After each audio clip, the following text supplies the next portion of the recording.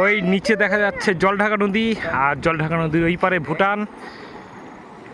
ভুটানের ওইখানে দেখা যাচ্ছে আর্মি ক্যাম্প, হয় আর্মি ক্যাম্প হবে, না হলে হসপিটাল হবে।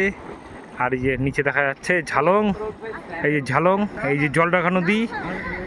আর আমি এখন আছি গরিবাস ভিউ পয়েন্টে। এখান থেকে ঝালংয়ের দূরত্ব মাত্র 2 কিলোমিটার। এই রাস্তাটা যাবে ঝালংয়ের দিকে। আর এই যে আমাদের গাড়ি এদিকে যাবে শিলিগুড়ি। আর এই যে সব গরিবাস ভিউ পয়েন্ট।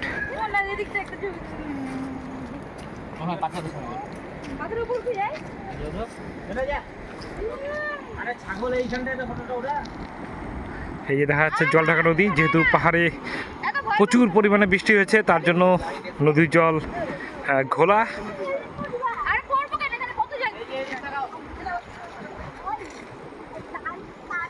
এখান থেকে থার্মাল পাওয়ার দেখতে পাওয়া যাচ্ছে।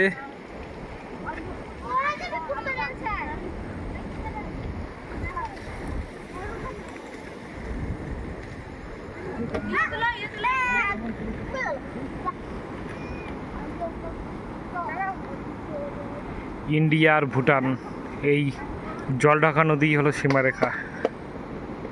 নদীর ওই পারে হলো ভুটান, আর এই পারে হলো আমাদের পশ্চিমবঙ্গ।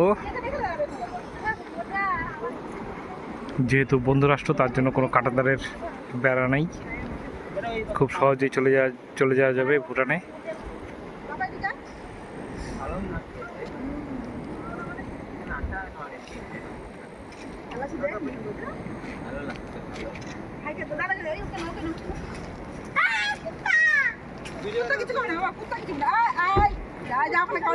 এই যে গরিবাস ভিউ পয়েন্টে অমৃতা হোটেল অ্যান্ড রেস্টুরেন্ট, এখানে সমস্ত ধরনের খাবার পাবেন।